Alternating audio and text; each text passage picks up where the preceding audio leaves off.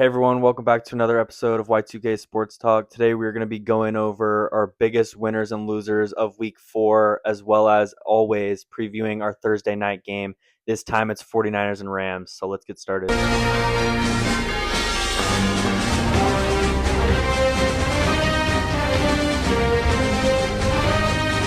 All right, so to start off with my big winners, I have the Seattle Seahawks for the second week in a row. I mean, they had a huge win against Arizona. They had the lead for most of that game. Their defense started to, slide a little bit, and they allowed like 14 in the fourth to Arizona, but they still hung on for the win. They got the game-winning field goal. It's a huge win against a divisional opponent. I thought the game was going to be close. I think I had 27-20 or something like that. But Seahawks were still able to pull away. The defense was lights out that game up until the fourth quarter, but I could argue that the defense was only playing a little bit light because they had a lead, so they tend to, allow, all these plays in front of them, and they started to go too easy, which is unfortunate, but they still ended up with the win. It shouldn't have been as close as it was. But other than that, their defense was pretty much lights out. And let me talk about Sam Darnold, because I know I keep on talking about him and then also kind of relate it to the Geno problem in Seattle, but it's just all the time that I've heard. I don't know how many times I've heard people say that Seattle's going to be a worse team with Sam Darnold, and I've been saying, I was like, there's no way people actually think that. This Seattle is a better team than last year, and I think this is proof. I know it's only 4 games through, but Sam Darnold's a leader. He's proven himself to be a better leader than Geno is. Yeah. I mean, I know Geno he's sometimes a leader. He's just not consistent. Like Geno last year against San Fran on the road, had a game-winning rushing touchdown, led his team to the game winner. He ran it for like 15 yards with like 15 seconds left, and they ended up getting the win.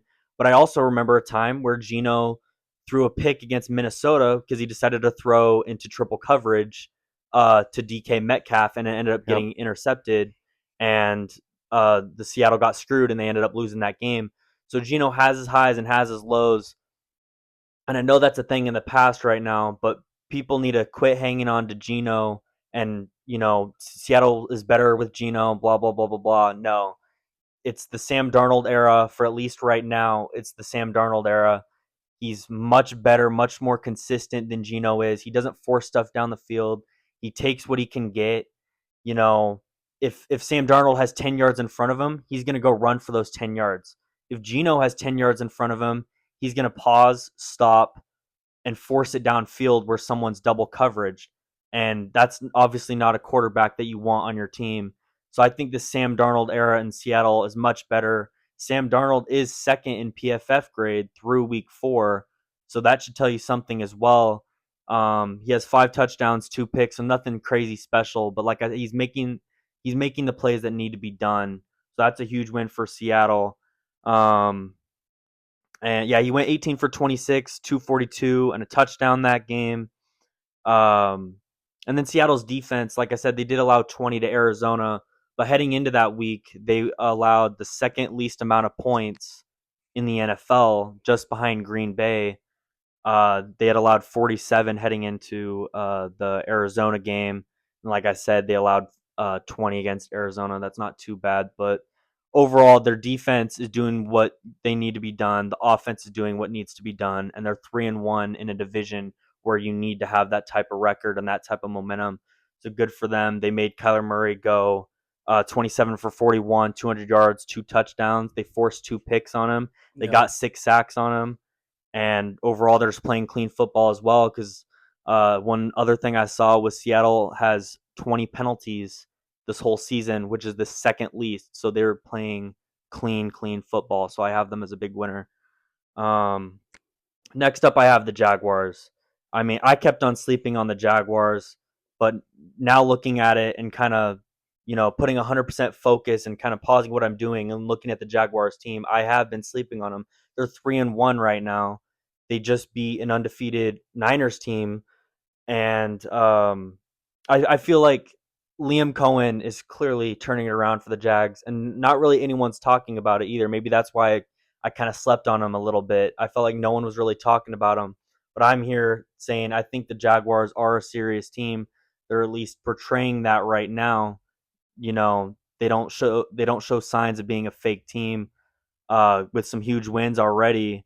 And then their only loss was against the Bengals. That Joe Burrow did get hurt that game. That was the game that Joe Burrow did get hurt, so he only did play a half. So there is kind of like that asterisk to the Jags' loss, but they still had Burrow. It wasn't a completely Burrowless team, and Browning actually had a pretty decent game, finishing off the second half for Cincinnati. But even then, to my knowledge, I don't think the Jags lost that game by very much. I think they still kept it pretty close. But either way, I think the Jags are a serious team. They beat the Niners, forcing 4 turnovers, and I think it's huge because they're 3-1, and so are the Colts in their division. Yep. And the Colts losing right now, and I think the Colts are also contenders. I think the Colts and the Jags are both showing up right now. Who would have thought that at So, the beginning of the I mean, season? yeah, seriously, who would have thought? I When the was sleeping Texans on are like both. 1-3. Exactly, Nobody would yeah. have thought that. So it's time for the Jags to kind of lock in. The Colts are already locking in, but we could maybe even see a Jags Colts fight for the division. Obviously, Yep. that's what it's looking at right now. But that's a uh huge win for the Jags. So they clearly seem to be turning it around. Uh, Next up, I have is the Colts, and they did lose. I don't know if I could say they're a big winner, but I guess I will kind of say they are a big winner because they finally did have their first loss. But even when they lose, they kind of lost in a good type of way. It was against a Rams team on the road. They only lost by 7, and they had a play by Mitchell, which was a touchdown, which, well, he then fumbled it. So the butterfly effect. They lost by 7 points. That touchdown would have been 7 points. Game could Yeah. have gone into overtime. Who knows? But I think the Colts are legit because they're now finally entering the losing side this season in 2025, and even then they're losing in a pretty good way, if that's possible, which I think it is. But they only lost by 7. They lost to the Rams on the road. That's fine. It's the Rams, but they kept it close, and like I said, there was that mistake there. But it's not even like the Colts. It's not even like Daniel Jones or really anyone else had an amazing game. It would be more concerning if Colts gave the Rams everything they had and then they lost. Then it's like, oh, well, they're kind of screwed there. Yeah. Well, it's because the Colts didn't play very well. Now, imagine a day then on Sunday where the Colts were playing like lights out everywhere. They probably would have beaten the Rams. So barely losing when their players aren't even playing super great, that is a win because then on the days they click, they're going to do real damage. And I think that was kind of like just one fluke loss in a way. I think they're going to have much more brighter games ahead than that Rams game. Um, Looking through here, I have. Oh yeah, here's some of the stats for that game. Uh, Daniel Jones, 24 for 33, 262, a touchdown, 2 picks. Like I said, it wasn't anything like crazy, but I mean, if he can clean up those interceptions, then that's going to be huge. Jonathan Taylor went 17 for 76. Their defense wasn't very good that game though against the Rams. I mean, Stafford had 375 yards, 3 touchdowns. They didn't even force a pick on him. He went 29 for 41, and they allowed 462 total yards. So also part of the blame goes on the defense for that loss as well. But like I said, even then, when they're losing, they're at least doing it in a good way. So next up, I have is for the big losers. I have the Chargers. I mean, I expected them to win that game. I know it's Jackson Dart's first start, but I expected them to win that game against New York, Yeah. and that was a winnable game because I mean, obviously we don't know how Jackson Dart's going to play. He's obviously a huge question mark. So it's kind of hard to judge the game because Jackson Dart could go on a run and win Offensive Rookie of the Year, and then you Yeah. could say that Chargers loss was valid, Yeah. or Jackson Dart could play mid or just play like a rookie, and then you'd be like, the Chargers still should have won that game, which obviously one game in and not being able to tell how Jackson Dart is, just off of that one game, me right now will say they should have won that game. We obviously have no clue how he's going to look like, but it's not even like Jackson Dart was lights out either. I think he was like barely over 100 yards. He had a passing touchdown and a rushing touchdown. So it was pretty good for a rookie, but overall it's kind of like average numbers. Um, so Chargers losing that game. Their O line wasn't very good. I heard. I never watched the game, but I heard their O line pretty much kind of collapsed on them. They had 14 penalties that game, and the Giants ranked 30th in the league in yards allowed, allowing 400 a game on average. So this is definitely a defense that the Chargers could have stomped on with Herbert, and would they score? I think it was like 18 points or 15 or something like that, and they ended up losing the game. So that's unfortunate. I'm not crazy worried if you're the Chargers. Like I said, we don't know how Jackson Dart's going to be. I think they were on the road as well. The Chargers were. Yeah. But since the AFC is so shaky right now, I think Chargers are still good. Obviously, AFC, you have a lot of these teams falling apart that we expected to do great. Yeah. So I would say Chargers are still in the lead of some sort, whether that be top 3 AFC or maybe even number 1 still. But you can't have losses like that again. You cannot be losing to the Giants. You cannot be losing games like that. But this so far it didn't cost them. The AFC teams are very iffy. Chiefs, Ravens now with Lamar out, Bengals with Burrow out. We'll see. But overall, the Chargers should have won that game. Yeah. So they don't look as much of a powerhouse as I thought they did. But we'll see if that was just a fluke loss, which I think it was.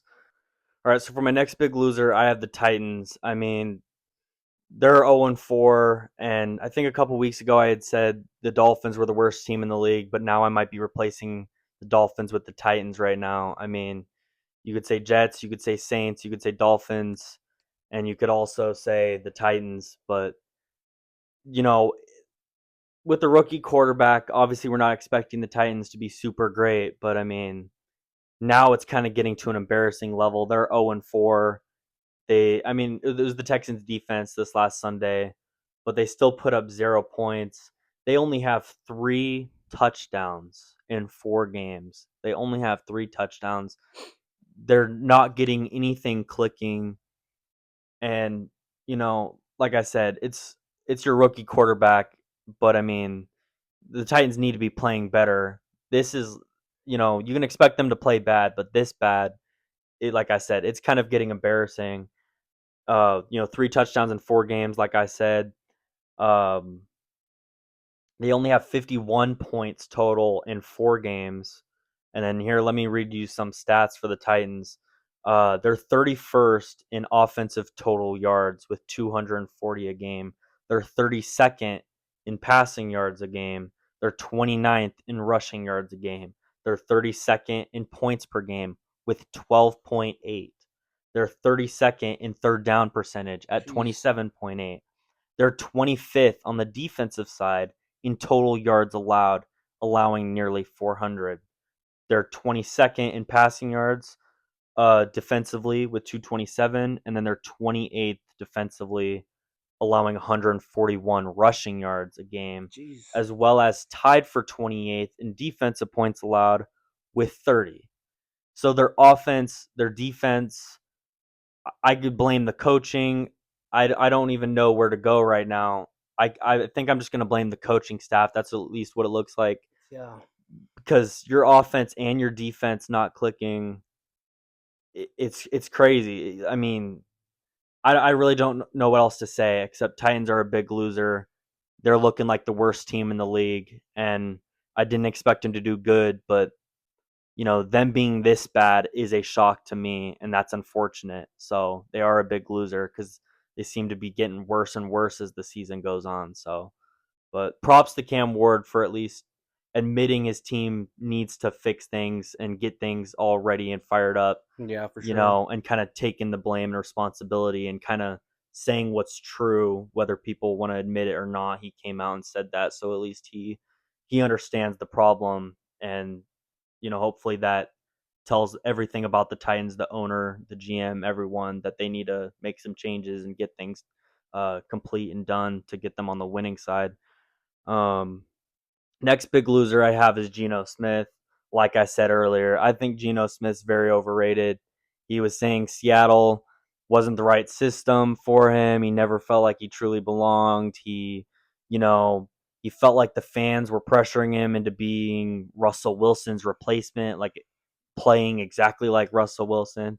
no one expected Geno Smith to play like Russell Wilson did in Seattle.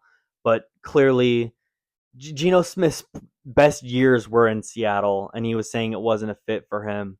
But now he's on the Raiders, and he's looking back like the old Geno Smith, This might uh, be his worst year yet. pre Seattle. Yeah, I mean, I think it's like 7 interceptions already. 7 interceptions, 7 touchdowns. It's it's crazy. I mean, his worst game was against the Chargers. Like I remember a stat, he never threw a ball. He only threw one ball over 10 plus yards. I mean, come on. I and for the Raiders' sake, I thought I had hope for the Raiders. I Yeah. had hope for the Raiders. Yep. You know, I didn't expect them to be good or great, but I expected them to be pretty Competitive. good, like a competitive team.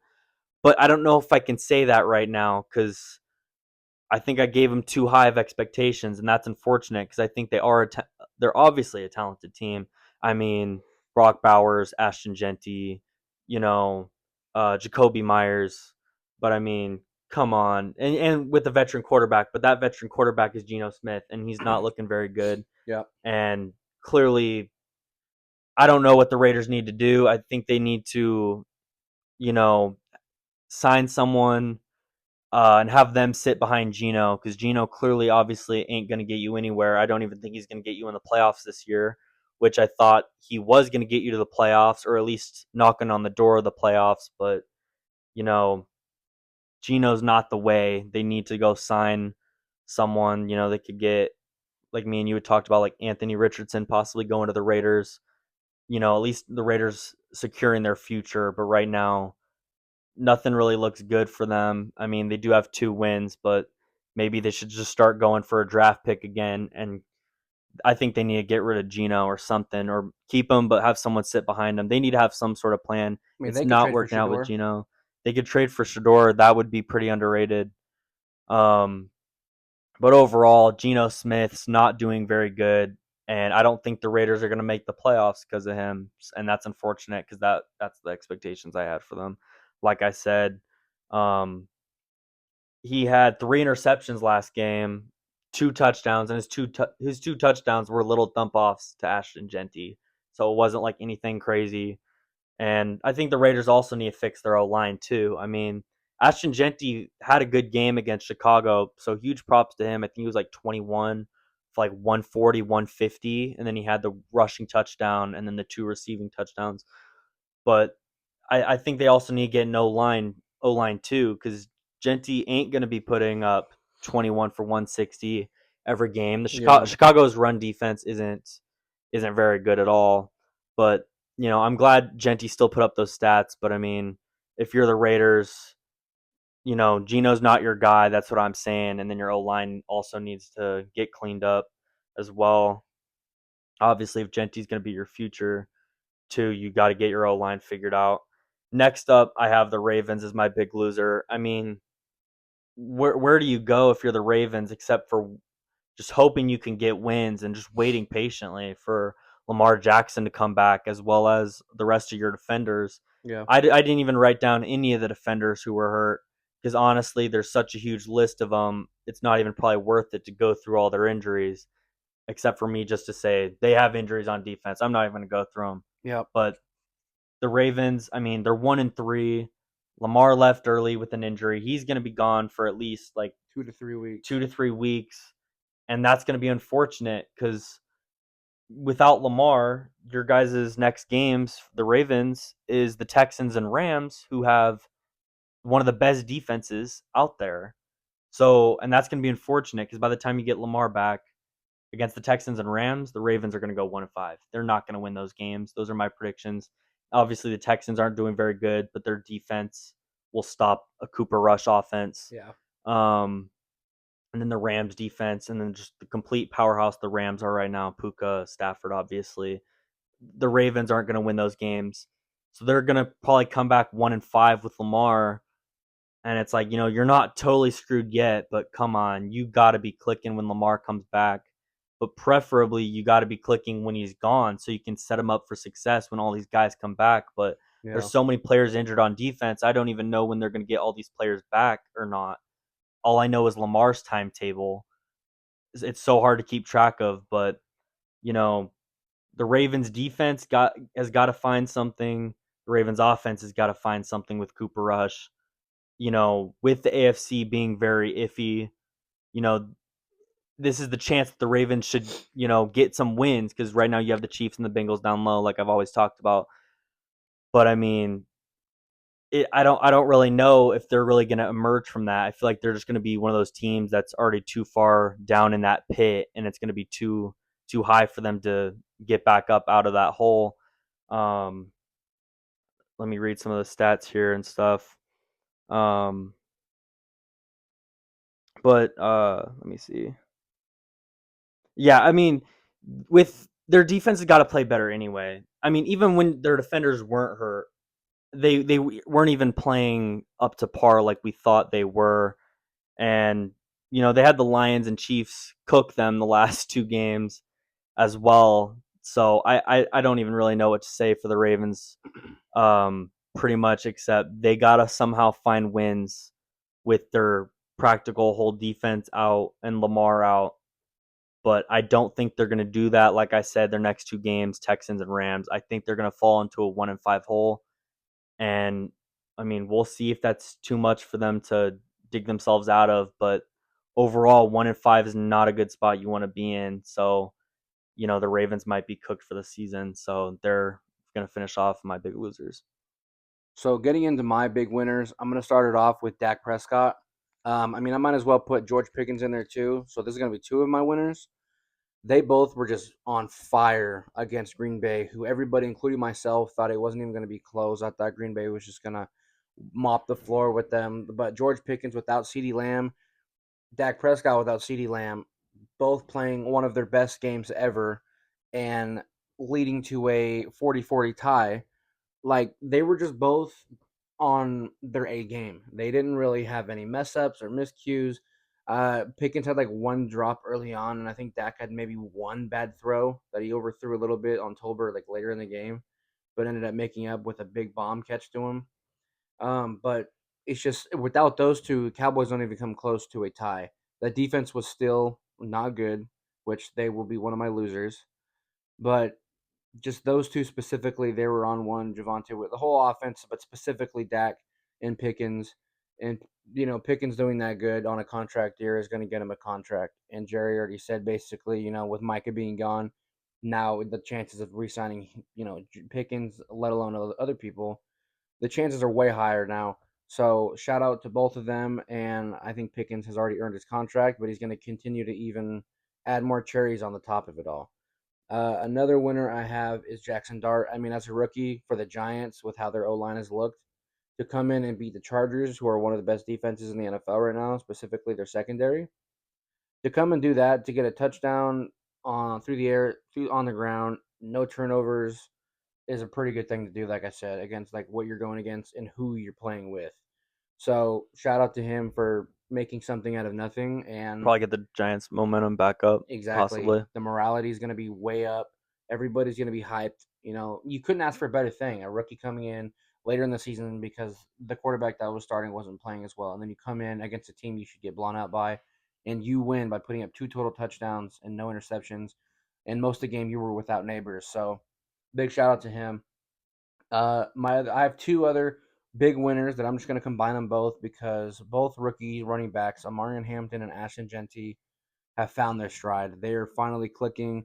They're finally hitting the big runs. They're doing everything that we all knew that they could, that they were doing in college. They both did tremendous, although the Chargers lost. Hampton finally hit his stride, so now they have something to look forward to of, well, Najee's out, but now Hampton's clicking. He's clicking. He's going to keep clicking. Genty's clicking, finally getting his old stance back. The Raiders are going to really need Genty to carry that offense with Geno throwing so many picks. But both of them are going to help both their teams tremendously. Being in the same division, it's going to be exciting to watch them both go against each other for many years to come. But shout out to them and shout out to their teams for drafting the right people. Um, to get into the losers, though, I mean, the Cowboys defense, I'm not even going to touch on it that much. They're going to be on here probably for the whole year. It gets to a point where I probably just won't even put them on my losers because now it's the expectation. Exactly. So, there's them. Moving on quickly, though, I mean, the Ravens, like he said, there's just so many injuries That's why they're losers because they're going to be feeling this for at least the next 3 weeks. And they're like he said, they're already 1-3, and then they go to the Chiefs, and then Lamar gets hurt. Everybody doesn't look that well. Everybody's not clicking. Everybody's not playing to what they should be at every aspect of football. So big losers to them. I mean, hopefully they get healthy, but it's not looking so good for them right now. Right. Moving on to the Titans offense specifically, their defense has gotten worse, but the morality because of the offense is making the defense not want to play as good, probably because starting the season, I'm pretty sure they were at least pretty decent. Jeffrey Simmons is great. I think Snead's pretty good. There's a couple pieces on that defense that are pretty good, but with everyone else around them not doing well, it's going to make the morality of the defense start slowing down, and then they're going to start not looking too good. So as a whole, that whole team is just crumbling, and they're going to have to make a change, whether it's now or in the offseason. But I don't see that coaching staff staying there for much longer. Moving on to Geno Smith, like everything he said, leading the league in interceptions already, 7 in 4 games.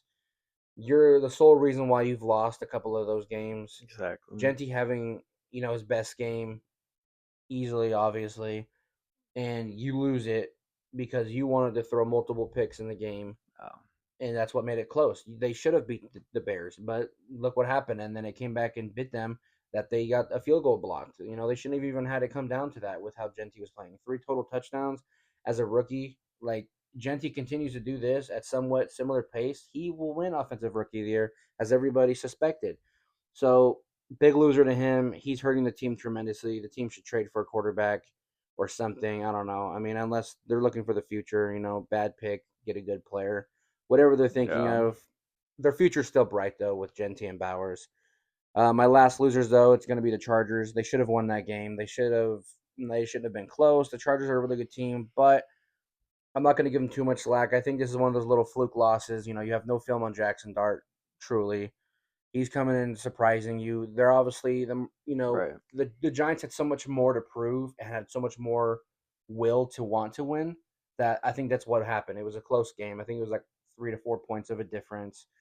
And that D line is really good for the Giants. So, and the Chargers O line was banged up. Joe Alt was out. I don't know what his injury was right now specifically or how long he'll be out, but they're already out with Rashawn Slater. The interior is pretty shaky, which I saw a report today that they are going to get their right guard, Mekhi Becton, back. And I don't know where Joe Alt, his timeline is. But with how Hampton's finally hitting his stride, I think they'll bounce back next week and they'll continue to be good. The defense still did pretty good. They held Dart to, like, for a rookie standards, it's a good game, but for a normal quarterback, it's just an average. I think they only put up like 20 points, so it's like the Chargers defense was still doing good. It was mainly the offense that just didn't really show up, specifically through the air. Herbert had 2 interceptions. One of them was just really unlucky. Dexter Lawrence just tipped it, intercepted it, and then his second interception was more on him. But in that close of a game, you got to clean that up. You got to make sure everybody's clicking. So moving forward, they'll be good. But I mean, that's just another shout out to Dart and the future the Giants could have with him. But that's going to sum up my winners and my losers, and we are going to move on to our predictions for Thursday night football. All right. So for the Thursday night game, I mean, I got the Rams winning. I got the score being 31-3 to get my score right out the gate. I got 31-3. I mean, 49ers, the huge story for them is their injuries. You got Purdy's now back out. Kittle's still out. Bosa's obviously injured. You got Pearsall out. You got Jennings out. I mean, I don't. It's kind of clear. I mean, when your quarterback's out, Yeah, your receivers are out, your tight end is out, your best. your best defensive player, At least, I mean, him and Fred are probably tied, honestly. yeah, one of the best, at least tied for the But best, you're one of your two best defensive players. is now out. I mean, I expected this to be a really good game, and it's kind of unfortunate because you have a 3-1 Rams and a 3-1 Niners, Yeah. but Now they're just depleted. considering the Niners are completely now just injured and messed up in every way, with everyone on IR, I don't expect it being close. I don't expect it to be as exciting as it was, even though they're both 3-1. Like I said, the Niners have these injuries. I Yeah. don't think it's going to be close. The Rams are at home. They got Puka, who's on pace for a historic Oh season. He already man, has 500 receiving yards shout out him. in in the first 4 weeks. He Yep. already has 500, and the nearest one I think is like JSN with like 400 or 350 or something like that. But he's taking the lead right now in the receiving yard race, on pace for offensive player of the year easily. Stafford's still Stafford at his age. I Yeah. mean, he's playing amazing like I thought he would, but I mean, come on, it's not even really fair. I think I was gonna have Rams winning anyway. I was, but considering the Niners with these injuries, I don't think their offense is going to be that explosive. They're just going to have no confidence. That's why I say they only score 3 points, and Yeah. then the Rams are the Rams. I mean, their only loss was to Philly, and even then they had a lead on them and Man, barely in the lost that first half game. they were destroying him. Exactly. They So it had a shows what they game-winning field can goal to do. win. I mean, they had a game-winning field goal right there, so they had like another chance to win. It was Yeah. just unfortunate what happened. But I think the 49ers are just going to be smothered on offense. I know they kind of held it together when Purdy was out earlier this year with Jones, but I mean, it's it's not the same with Kittle still out, Bosa out, but now obviously more of your offensive threats out in Jennings and Pearsall, who I think is fourth in the receiving yards list, I believe. I Like I said, 49ers are going to be smothered. The Rams defense is top 10 in almost all the rankings when it comes to passing yards allowed, Yep. rushing yards allowed, points allowed. They're pretty much top 10 in all of those. So I think the Rams are just going to take it away. So I got 31-3 Rams. Yeah, I mean, and getting into mine, I got 31-13. I mean, the only reason I have a little bit more for the Niners is Christian McCaffrey. Probably a receiving touchdown more than rushing. I mean, the Rams stopped a really good Jonathan Taylor with a really good Colts O line. They stopped him 17 for 70, I think, or something like that. I'm not sure how many touchdowns he had, but that defense is legit, and everyone knew that defense was legit, specifically the D line. And everybody knows how For Stafford is sure. with Puka, and then you have Devontae Adams there now. You got a good tight end. I mean, Sean McVay's system is just amazing. It'll make anybody look good. Like they could get the Agreed. most mediocre tight end, and it's going to make him look at least top 15 because of the way the offenses ran. They got a great running back in Kyron Williams. Like there's a whole lot of things over there. They're pretty healthy. And yeah, like you said, I mean, the Niners are very depleted when it comes to injuries, like many recent years for them, sadly. But yeah, man, your starting quarterback, your two starting receivers, along with Ayuk still on IR. He hasn't even came back. I think Shanahan said he wasn't even close. Kittle's out. Bosa's out. That team is It just can't going to get any be, worse. yeah, dude. And it's like, I'm scared for Christian McCaffrey because, he's injury prone and all these people getting injured. The O line's not doing good. I mean, I haven't really heard anything about if that O line is like really bad or if they're even doing good at all. So, I mean, who knows what that game's even going to look like or if they'll even score anything or what they're going to look like for the rest of the season.